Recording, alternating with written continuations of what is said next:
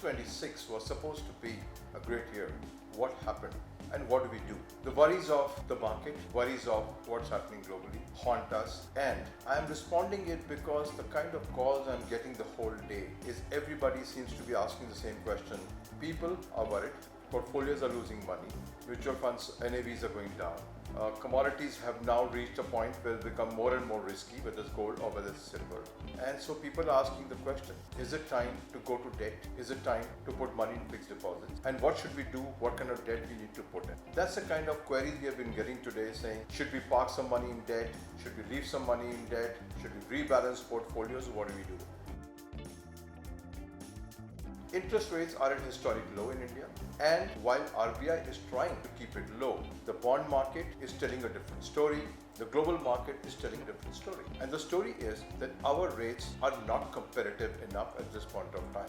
So in spite of everybody wishing interest rates to go down, they have to go up, and substantially up, if we have to address the problems in the economy and the rupee dollar. Now let's take one thing at a time. First, the credit deposit ratio of the banks, they need to get deposits and then keep the money back 18% in SLR, 6% in CRR, and lend the money to the public after that. But if deposits don't come, then what do? They borrow in CDs, certificate of deposit, which are very high interest rates. So therefore high interest rates need to be compensated by somebody. People are not willing to put money in the bank at the rate RBI has mandated through the repo rate mechanism, and therefore banks are running short of deposit and trying to borrow money from the market. The present rate unsustainable for people to put in when the real inflation is, we can take the official rate, but you and I both know what your real inflation rate is.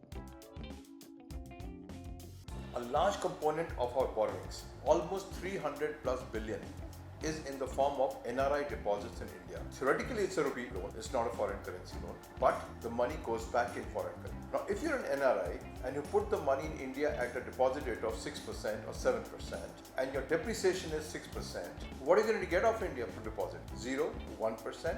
But if you invest in a US Treasury bill, that's a 4.5% return in US dollars. So what has to happen? Either the US Treasury rate and US real rates have to go down drastically, as President Trump wants, or countries like India will have to increase the rate to get NRI deposits back. We have a $350 billion portfolio of NRI deposits, which needs to be kept here and increased if rupee has to be protected. Otherwise, we have a problem on our hands. Higher interest rates can help, and therefore back to the point, we have to raise the interest rate if we need to get the NRI money back to us. Now, what's the government borrowing here? The 10-year rate of the government borrowing was 6.2 when the last repo rate cut was done. Today it is 6.6.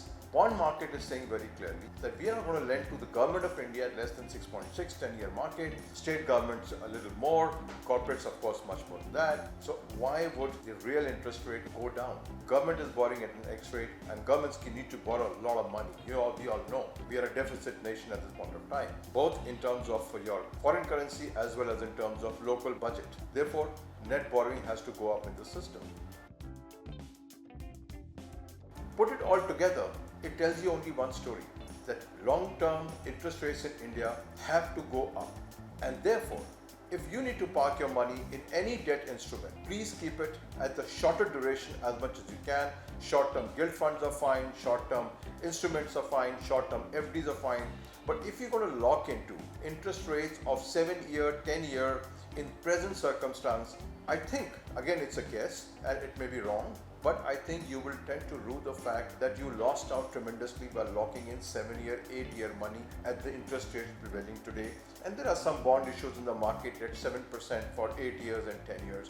My guess is that you will not be gaining out too much by putting in those bonds. If you want to hedge your exposures, if you want to keep some powder dry, if you want to keep some money into long term, just wait a while, see where the wind is blowing, park it to shorter duration funds, short duration products, and then take a call once the dust settles down.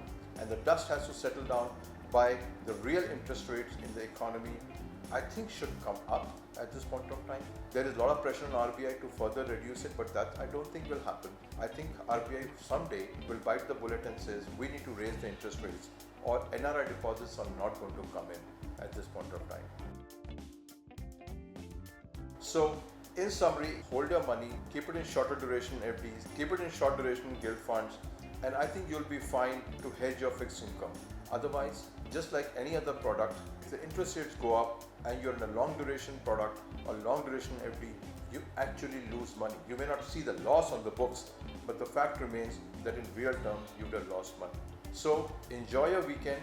Have a great Republic Day. My colleagues at Dimensions are available to you at all times to help you review your portfolio and your strategy on just a discussion basis, no commitments on the side, and we'll be very happy to help you navigate this very, very, very trying environment. Things will become better. I'm quite sure about it, that government will do what it needs to do to make things better, but something for sure tells me that artificially keeping interest rates has not really worked for the economy and for the people.